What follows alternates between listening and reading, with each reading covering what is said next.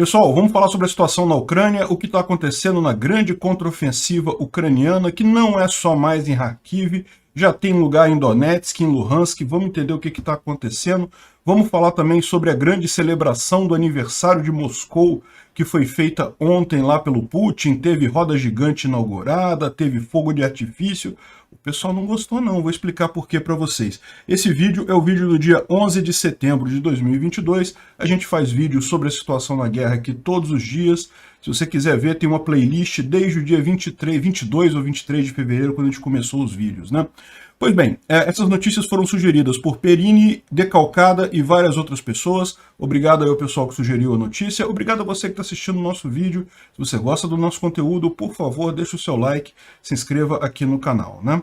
E, pessoal, aproveitar para falar para vocês que no dia 22 desse mês de setembro, eu não sei se eu deveria ter feito isso, mas eu acabei aceitando debater com um rapaz que é pró-Rússia lá no Monarch Talks, que é lá no Rumble, né? O Monark, vocês conhecem, que eu considero um amigo de longa data, já tive várias vezes no programa dele, no podcast dele, e ele está agora lá no Rumble e me chamou para esse debate. Eu originalmente não queria aceitar, porque eu acho que é besteira debater com esse pessoal, essas russetes, mas me ocorreu que, de repente, isso pode ser algo positivo para mostrar a verdade para esse pessoal e também trazer uma boa discussão aí. Vamos ver como é que vai ser esse debate, né? Dia 22, às 19 horas, horário de Brasília, lá no Rumble, no canal do Monark, lá no Rumble, né? Pois bem, vamos aqui vendo a nossa situação aqui na Ucrânia, que realmente está linda de morrer, né?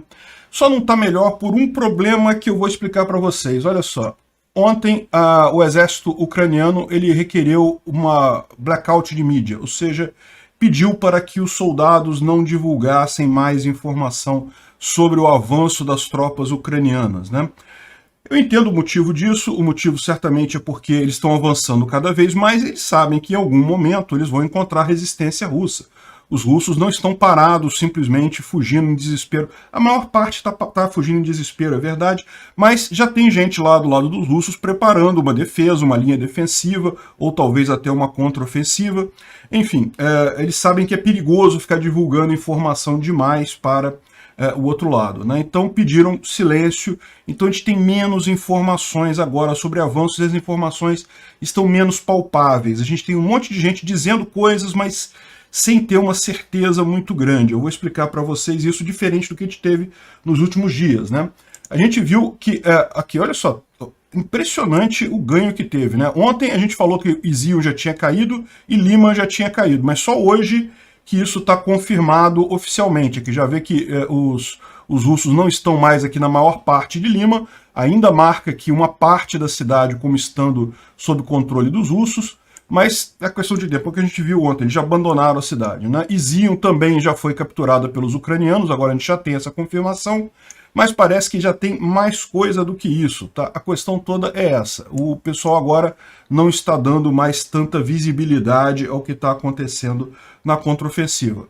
E essa mensagem aqui é interessante. Por um lado, é chato porque a gente vai ter menos informações para passar para vocês, porque tem menos gente divulgando essas informações, mas ao mesmo tempo ele fala que é para não avisar cidades retomadas em Kharkiv, Luhansk e Donetsk.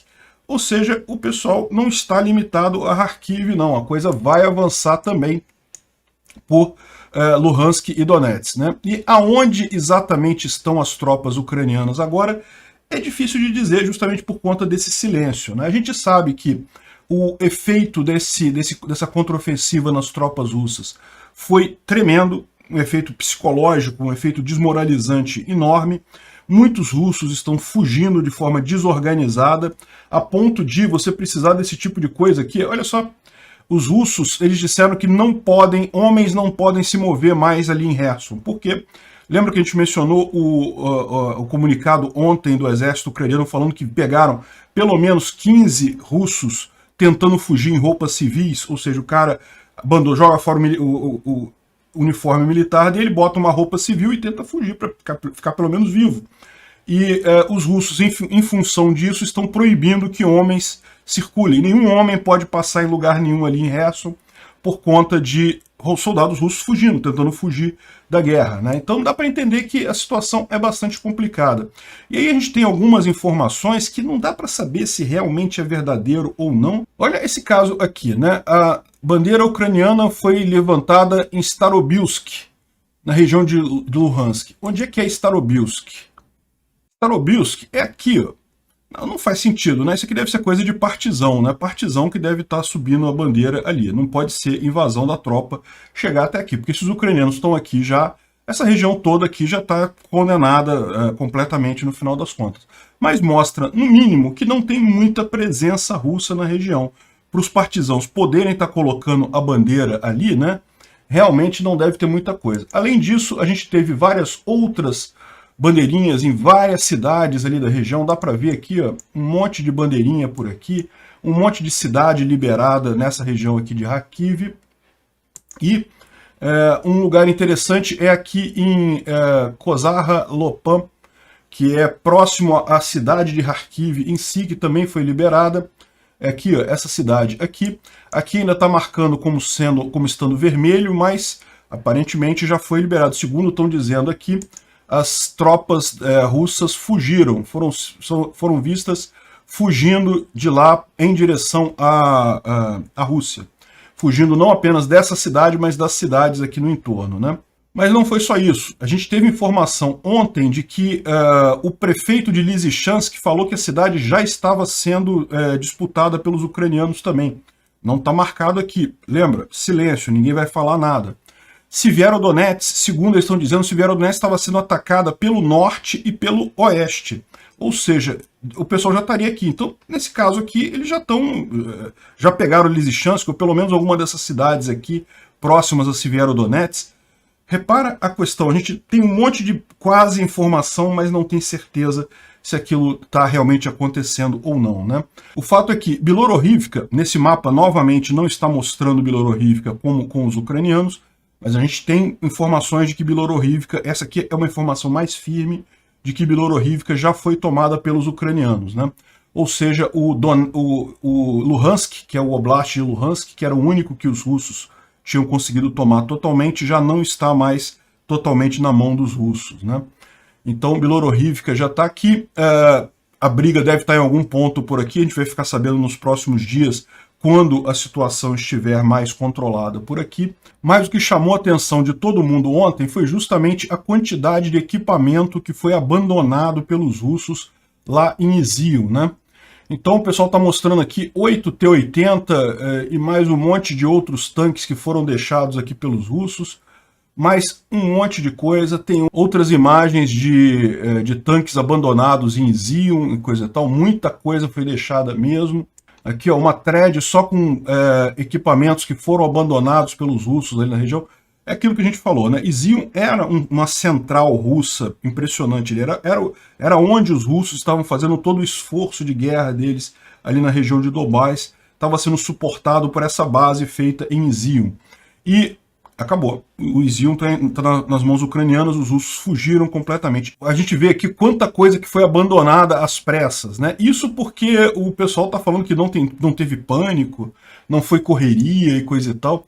E não foi só isso não, tá? Da Força Aérea Russa também, o pessoal está colocando aqui nas últimas 72 horas, a Rússia perdeu mísseis, 6 mísseis interceptados, 3 helicópteros no total, 3 aviões também Su-25 que foram derrubados por Manpads, 10 Orlan 10 UAV, ou seja, perderam um bocado de coisa justamente pela desorganização da forma como a Rússia tentou resistir a essa contraofensiva, né?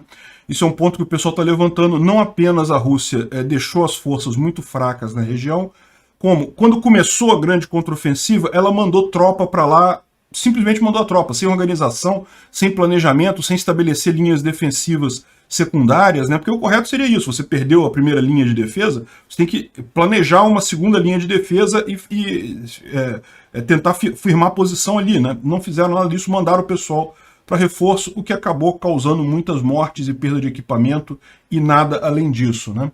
Então, no final, o pessoal que faz aquele levantamento de o que foi tomado, o que foi capturado e coisa e tal, do que os russos perderam. Aqui tem uma lista enorme de equipamentos aqui que foram perdidos, e o pessoal está comentando aqui que dava para mais ou menos 27 companhias, 7 batalhões, 3,5 brigadas, ou seja, uma quantidade enorme de equipamento russo que foi deixado para trás. O pessoal está brincando que é o Lend-Lease russo, né? Os ucranianos têm o Lend-Lease com os americanos, que começou agora, está começando ainda o processo do Lend-Lease, e agora tem para que o Lend-Lease americano tem o Lend-Lease russo, né? Os russos já deixam o material todo ali e realmente vão armar os ucranianos por um bom tempo essa quantidade de coisa, né? É lógico, alguns caminhões russos foram vistos fugindo daquela região ali de Izium.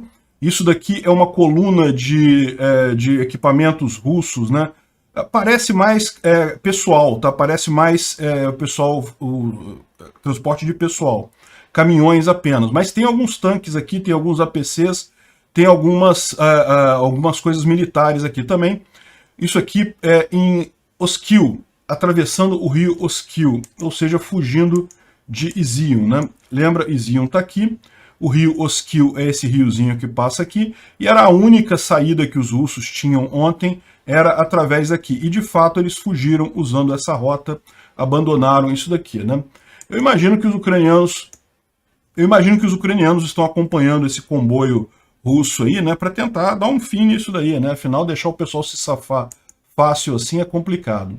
Ontem a gente teve aqui o Jomini of the West, que é um analista militar bem interessante, que ele faz uns mapas muito detalhados, né, porque ele inclui no mapa dele não apenas a posição de cada agrupamento, de cada exército, coisa e tal, a movimentação, tanto do lado russo quanto do lado ucraniano. Esse tipo de coisa aqui é o tipo da coisa que os ucranianos não gostam que seja divulgado, porque isso acaba, de certa forma, entregando onde está a posição de cada exército ucraniano, né? Agora, como ele deixa claro aqui, ele não sabe, ele não tem essas informações. Ele está estimando que seja dessa forma, então não sei se é tão crítico assim, né? O fato é que ele mostra muito bem o que foi essa contraofensiva que aconteceu nos últimos dias, né? O pessoal começou com um ataque aqui em Balaklia.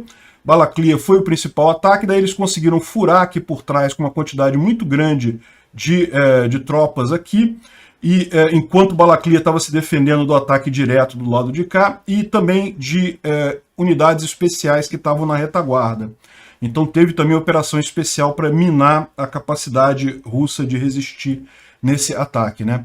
E daí, uma vez que derrubaram Balaklia, aí abriu uma avenida aqui que eles puderam entrar. Realmente deixa claro que como estavam finas as linhas de defesa russas aqui, né? Esse local aqui estava parado há muito tempo, então provavelmente os russos não se importaram em botar múltiplas linhas de defesa aqui, e ao contrário, mandaram as tropas todas lá para Kherson, e quando conseguiram furar a principal linha de defesa, acabou, não tinha mais nada, foi só marcha andando até chegar a Kupiansk, até chegar nas cidades daqui. Os ucranianos colocaram uma quantidade grande de soldados aqui, e quando chegaram aqui, toda essa tropa russa, olha só, isso aqui é a quantidade enorme de tropas russas que estavam na região de Izium. Muita coisa mesmo. Como eu falei, era a base central dos russos nessa região aqui do Donbás. E esse pessoal todo aqui, de repente, se viu cercado, porque eles não tinham alternativa, eles não podiam mais... As linhas de trem todas passam por aqui, então não tinham mais acesso. A única linha rodoviária que tinha também passa por aqui, ou seja, estava a distância de tiro de coisa aqui. Então eles não tinham mais como recuar para cá. A única saída era essa saída para cá. Tiveram que recuar e perderam muito equipamento nesse recuo. Perderam muito pessoal também, tá? Muita coisa. Mas enfim, não tenha dúvida, foi um evento único, né?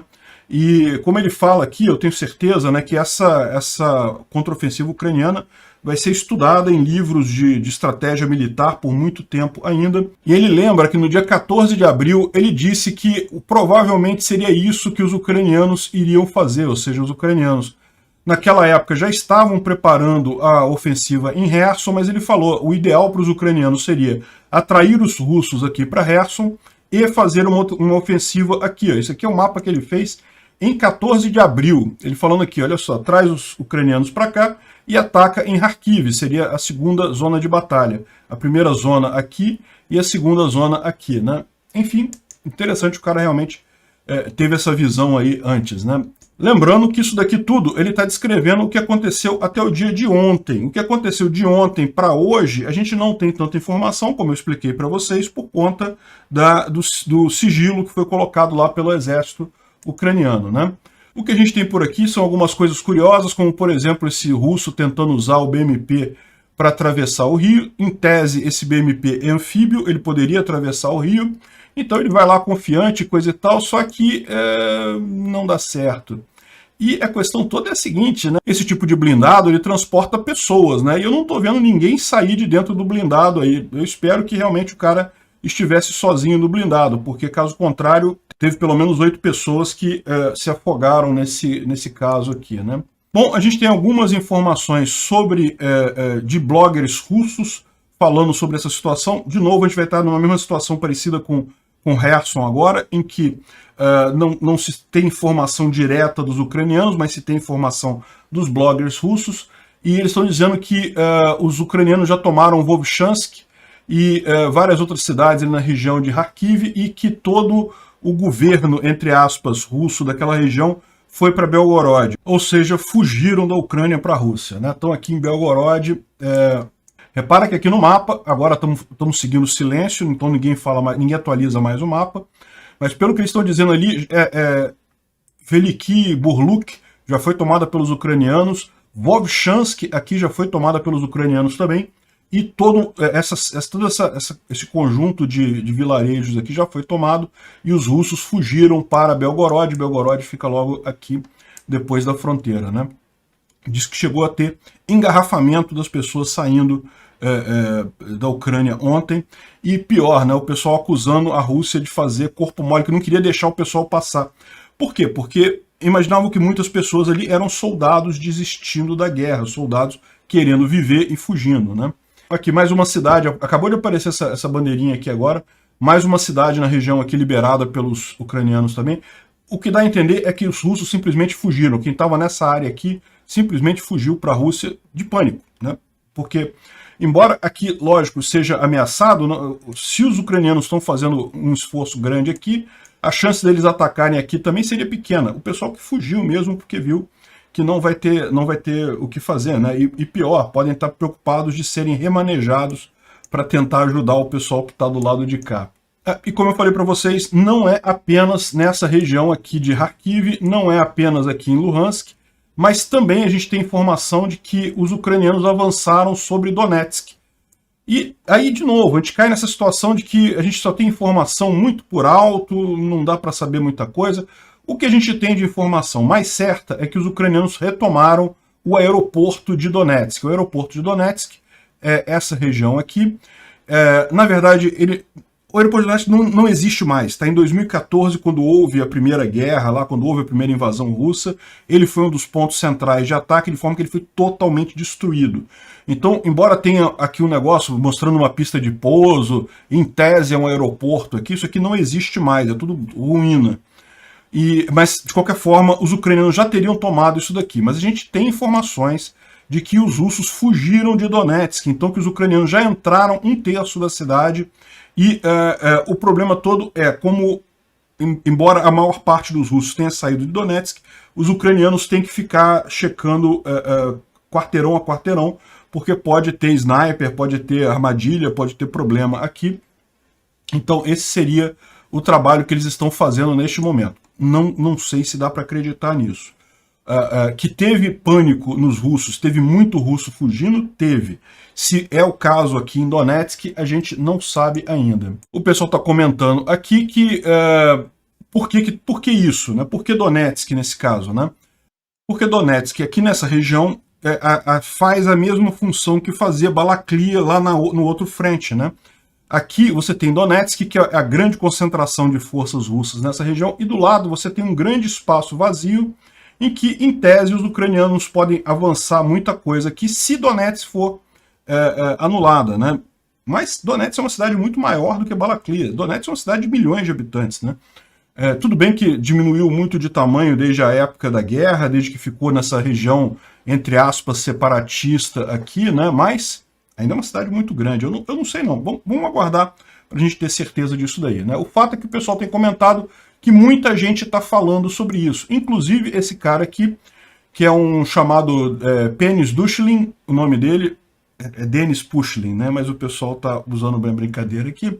Ele é, em tese, o governador de Donetsk, é o governador, e a informação é que ele teria fugido da cidade de Donetsk. Inclusive ele está gravando um negócio aqui para dizer que tá tudo bem, não teve pânico nenhum, mas ele está num carro andando. Eu não sei, alguém devia ter explicado para ele que a impressão que dá é que ele está fugindo, né? Pode até ser que não, pode ser que ele esteja indo num carro em direção a Donetsk, né? Voltando para a cidade, não dá para saber, mas no momento que você grava um vídeo falando que tá tudo bem, fiquem tranquilos e coisa e tal, e você está num carro andando, a impressão que dá é que você está fugindo, né? Aqui, como eu falei para vocês, também os ucranianos estão avançando em Severodonetsk para o norte, a partir do norte e do oeste. Ou seja, não dá para saber exatamente, mas parece que tem coisa andando por lá também, a gente não tem essa informação toda. Agora, uma coisa importante que aconteceu ontem também, eu vou até inverter aqui, eu vou falar primeiro esse aqui, olha só. Ontem foi aniversário de Moscou, então o Putin fez uma bela festa com fogos de artifício, inaugurou uma roda gigante bacana em Moscou. Olha só a população de Moscou aqui, o pessoal, todo mundo...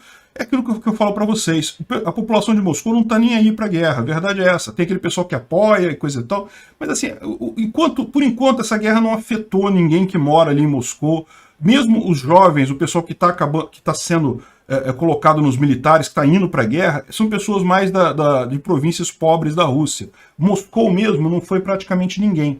Então tá o pessoal brincando aqui, comemorando e coisa e tal, e isso pegou muito mal com os analistas militares lá. Por quê? Porque os soldados russos, nesse momento, estão se vendo numa situação, caramba, que filha da putagem, né? Eu aqui me fudendo, vi um monte de gente morrer, um monte de outros soldados morrerem, a gente lutando aqui para continuar vivo, e num desespero danado, e o pessoal lá em Moscou fazendo festinha, inaugurando roda gigante, e, enfim, ficou realmente uma coisa estranha, é muita crítica de bloggers militares russos. Esse aqui é um grande blogger militar russo, falando aqui, olha só, que os fogos de artifício em Moscou pareceram blasfemosos, né? Ou seja, pareceu uma blasfêmia num dia em que a gente tem tantos problemas aqui na Rússia. Agora, o presidente da Rússia é o principal alvo de riscos e consequências negativas dessa história, né? Mas não foi só ele não, teve alguns que disseram aqui, isso aqui foi um russo publicando lá, um comentarista russo, publicando, né, a Ucrânia avançando lá na Ucrânia, né, o exército ucraniano avançando lá, e Moscou soltando fogos de artifício, né. Outros caras aqui falando, olha só, votar o Putin para fora, ou então avançar sobre o bunker do Putin, né. Já teve outros analistas militares russos mais indignados. Tá na hora de tirar o Putin do poder e coisa e tal, ou seja, dá para ver que não pegou bem esse negócio. Eu não sei se isso foi planejado pelos ucranianos, não parece ser possível ter planejado isso, né? Não teria como eles saberem isso, mas de qualquer forma, o fato do Putin ter feito uma festa em Moscou ontem, ao mesmo tempo que os russos estavam se ferrando de verde e amarelo lá na Ucrânia, não pegou bem, não. E uma outra curiosidade, essa aqui é uma notícia, essa notícia circulou de fato, eu tinha um link melhor dela, mas eu não consegui achar o link. Eu falei dessa notícia no final de agosto, início de setembro, que o Zelensky ele decidiu abandonar o Grupo de Minsk. O que é o Grupo de Minsk? É um grupo de pessoas que estava ainda tentando remendar os acordos de Minsk. O que foram os acordos de Minsk, né? Quando começou toda a confusão lá em 2014, que a Rússia invadiu a Crimeia, invadiu o Donbás ali, né? Esquece república separatista, foi invasão da Rússia aquilo ali, né? Então invadiu o Donbás, teve uma guerra ali com a Ucrânia conseguiu retomar muito território. Naquela época, toda essa área aqui de Kramatorsk, Sloviansk, chegou a estar na mão dos rebeldes, dos russos, né? E os ucranianos tomaram toda essa coisa, expulsaram eles até aqui Donetsk. E aí teve o acordo de Minsk I, que propôs um cessar-fogo, não funcionou, fizeram o acordo de Minsk II, que aí funcionou mais ou menos, foi o que congelou essa linha vermelha grande que você está vendo aqui. Essa linha vermelha aqui é o acordo de Minsk II. Aqui na Crimeia ficou combinado que não haveriam mais hostilidades entre Rússia e Ucrânia. Em troca disso, eles iam sentar e negociar e coisa e tal, tentar uma saída diplomática para a coisa. Só que o que aconteceu, é lógico, nada mudou, né? Não tem nenhuma saída diplomática se a Rússia não aceita entregar isso daí e a Ucrânia não aceita ficar sem o território dela também, que saída que vai ter, né? Então, esse é o acordo de Minsk II. Embora esse acordo já tenha sido violado no momento que a Rússia invadiu a Ucrânia, né, porque o acordo previa que não haveriam mais ações militares de lado a lado, só no início de setembro que o Zelensky foi lá e falou, olha só, nós abandonamos esse acordo agora não tem mais validade para a gente. Foi isso daqui, é o que ele está falando aqui. Olha. E aqui a TASS, né, que é uma agência de notícias russa, então está criticando o Zelensky, falando, o Zelensky optou pela guerra, ele não quer mais fazer o grupo de contato de Minsk, que trabalha lá no negócio. Ele definitivamente abandonou o acordo de Minsk. Né? Como eu disse, essa matéria que está criticando ele, coisa e tal, na época eu cheguei a falar nisso aqui, mas eu não dei importância. Eu falei, não, realmente não tem mais sentido o acordo de Minsk. Mas agora repara o detalhe, né? Como ele abandonou o acordo de Minsk agora, ele pode de novo atacar atravessar essa linha vermelha aqui, né? Porque se o acordo de Minsk ainda estivesse em vigor, ainda fosse considerado válido pelos ucranianos, ele estaria violando esse acordo ao entrar na área aqui de Donetsk, né? A gente sabe que o acordo em si não tem mais validade, porque a Rússia já invadiu de qualquer forma, mas foi um gesto diplomático dele deixar claro que, olha só, não, a gente vai pelo lado da guerra mesmo. Tá bom o lado da guerra pra gente. E felizmente, porque pelo visto vai ser o lado vencedor nessa história toda, né? Tem a explicação aqui dos acordos de Minsk, mas eu não vou entrar nesses detalhes, não. Bom, em Kherson também teve avanço ucraniano. Ontem teve mais uma base russa destruída, né, na Alcorezus, uma fábrica que tem lá, e aqui uma outra base russa destruída em Shumak, e mais uma aqui em algum lugar de Kherson, que eu não vou lembrar onde, mas também mais um ataque ucraniano lá em Kherson, a coisa continua avançando lá. Outra coisa curiosa que aconteceu ontem, ninguém sabe muito bem porquê, vocês lembram lá na ponte de Kerch, né, na ponte da Crimeia, que eles tinham colocado esses navios para enganar radar, né, um navio um decoy, né, para enganar radar, e ontem eles tiraram. Né? No dia 5 de setembro ainda tinha esses navios lá, e agora no dia 10 de setembro não estão mais lá. Ninguém sabe o que fizeram com isso. Pode ser várias coisas. Primeiro, eles podem ter desistido, visto que isso aí não funciona mesmo. De fato, a gente viu que eles tentaram usar uma coisa similar a isso lá em Kherson, e não adiantou nada, os ucranianos continuaram atingindo as pontes da mesma forma, não mudou nada isso daí. Então pode ser que tenham desistido, isso aí não funciona. Ou pode ser que tenham mandado esses navios lá para Kherson para tentar proteger as pontes de lá. Não sabemos o que houve. O fato é, tiraram essa proteção, que não é uma proteção tão importante assim também, da ponte da Crimeia, né? Bom, o Instituto para Estudo da Guerra traz um monte de coisa, um monte de informação interessante aqui, e ele fala aquilo que a gente estava falando já, que a gente já falou, que a contraofensiva está desabando, está colapsando o Axis, né, o Axis de Donbás. É aquilo que eu falei para vocês, Izium era a pedra central dessa história, Izium caindo, Donbás inteiro está exposto. E aqui ele fala ainda que eles escrevem com um dia de antecedência, né? Então provavelmente a captura de Izium se dará nas próximas 48 horas, se já não aconteceu. Mas na verdade já aconteceu, a gente sabe que já aconteceu. E ele levanta uma outra coisa aqui que eu achei muito engraçada, que eu também ressalto aqui, que é o fato de que o Ministério da Defesa russo, ele falou que não, que a gente decidiu fazer um reagrupamento de tropas, né, para ajudar Donbás e coisa. Vamos tirar tropas de Izium e Balaklia para reagrupar na retaguarda e apoiar Donbás e coisa e tal. Ou seja, não foi fuga em desespero e em pânico, não, foi um reagrupamento na retaguarda. Isso daí, muito bacana. E, lógico, né, só que é o que o pessoal fala, né? Os próprios bloggers militares russos criticaram isso também. Falaram, caramba, tá todo mundo vendo que foi um recuo, né? Ficar botando um nomezinho bonito, não, foi um reagrupamento na retaguarda e coisa e tal, não resolve. Mas eu entendo por que o Ministério da Defesa russa está fazendo isso. Porque, veja, o fator pânico nesse momento é muito grande. Por que os russos fugiram de Lima? Por que os russos fugiram aqui da região próxima aqui à cidade de Kharkiv? Essas regiões, embora tenham risco, lógico, estão em guerra com a Ucrânia, elas não apresentam um risco imediato. Aqui, nesse caso, foi certamente efeito pânico. O cara começa a ver um monte de mensagem. Olha só, mataram não sei quem, mataram um monte de gente, um monte de POW. Pô, vou pegar meu riflezinho aqui e vou fugir para a Rússia, pô, não vou ficar parado aqui não. Então, O efeito pânico nesse momento é muito grande, daí a importância para os russos, do Ministério Russo, falar que não, tá tudo bem, a gente está fazendo só um reagrupamento e coisa e tal, né? Só que se vai colar ou não vai colar isso é outra história, né? O Alexei Arestovich fez uma live ontem e daí o Dmitry trouxe a tradução dela aqui e é bem interessante.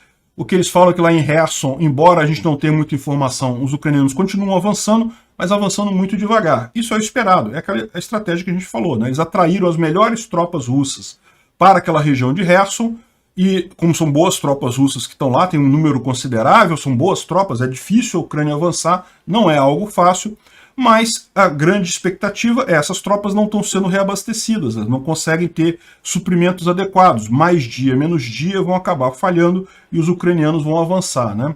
Olha, ele falou também aqui que em Bakhmut e Soledar, os russos tiveram que recuar 40 a 50 quilômetros para fazer uma nova defesa, uma nova linha de defesa e evitar serem circundados, né? Ou seja, o que ele está dizendo aqui também é aquilo que a gente falou, que aqui em Bakhmut, essa região aqui, né? E a gente já tinha falado que Kodema, os ucranianos já pegaram ela, e também estavam avançando aqui em Soledar.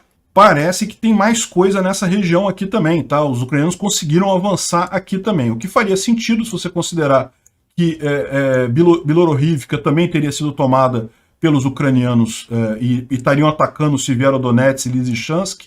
Então, ou seja, é de se esperar que nessa frente aqui também os ucranianos tenham caminhado alguma coisa. A questão é, a gente não tem confirmação de nada ainda, né? Ele termina colocando aqui que a moral russa já está naquela situação da busca por culpados, né? É o que a gente falou ontem, isso já estão buscando culpados do problema, né? Vão chegar no Putin, é o único. E olha só, aí tem um outro problema que está causando essa retirada russa lá, né? Havia, lógico, tem um monte de lugar aí, aqui no Brasil também tem um monte de russete aí que adora, que fica comemorando as coisas da Rússia, como se fosse bonito comemorar um país invadindo o outro, né? Esse pessoal não vai mudar de ideia. Mas tem uma outra turma que fica ali mais ou menos no meio do caminho, que no que você começou a ver que a Rússia está perdendo, esse pessoal começou a sair e perceber que, né, o correto é realmente ficar do lado da Ucrânia. E olha só, o que está acontecendo na China? A China, os blogs lá, as redes de comunicação viraram... o clima era totalmente pró-Rússia até pouco tempo atrás. Agora virou totalmente anti-Rússia. Estão fazendo brincadeira com Putin. Um monte de piada com Putin por conta dessa falha que está acontecendo ali, essa falha enorme, né? Russos em Zion, melhor se prepararem para o triatlon que está chegando. Sai do caminho, a gente não tem tempo para pegar todos esses prisioneiros de guerra, né? Os ucranianos correndo atrás dos russos. E a gente quer ver os russos organizando ice swimming no inverno, né? Queremos ver os russos brincando de nadar em rio congelado. Enfim, um monte de gente fazendo piadinha com os russos em várias coisas lá. E, lógico, né, eles estão vendo essa contraofensiva. Esse papo de, vamos reagrupar na retaguarda, não vai colar, cara. O pessoal sabe o que está acontecendo ali, né? Isso está deixando a China numa situação ruim. Por quê? Porque o Xi Jinping tinha acabado de assinar um acordo de cooperação com a Rússia. Lembra aquele acordo de no limits, né? Declaração de no limits, que a cooperação entre Rússia e China não tinha limites e coisa e tal. E a China deixou claro que não iria apoiar a Rússia na guerra, mas ainda assim é um aliado, coisa e tal. E isso acabou respingando na China, pô. Ficou feio para o Xi Jinping essa invasão, essa falha tão óbvia da invasão russa na Ucrânia, né? E daí eles estão colocando aqui que o Xi Jinping deve estar preocupado, justamente por quê? Porque tem o Congresso lá da China. Provavelmente já foi decidido no Congresso secreto chinês, que é feito um pouco antes do Congresso, digamos, oficial, eles já decidiram quem é que vai ganhar, se vai ser o Xi Jinping mesmo, ou se vão tirar ele do poder. Já está decidido, provavelmente. Mas isso não deixa de ficar feio para ele, não deixa de pegar mal para ele, que no final das contas ele fez uma aliança com um país que está se mostrando um completo desastre militar, né? Então, o que a China vai fazer agora? Eles estão num dilema. Eles podem abandonar Putin, mas aí fica estranho, porque eles tinham acabado de assinar um acordo de cooperação, romper o acordo tão fácil assim, fica estranho, né? ou eles podem entrar ao in com o Putin, e daí, meu amigo, é um problema, porque se o Putin já está meio estragado lá, para a China consertar esse negócio vai ser muito custoso para ela, né? Então, esse é o grande dilema da China. Os chineses estão aqui em cima do muro por conta desse negócio. Nem todo mundo na China é tão fã dessa guerra da Rússia lá na Ucrânia. A coisa vai ficar complicada politicamente para o Putin e para o Xi Jinping, né?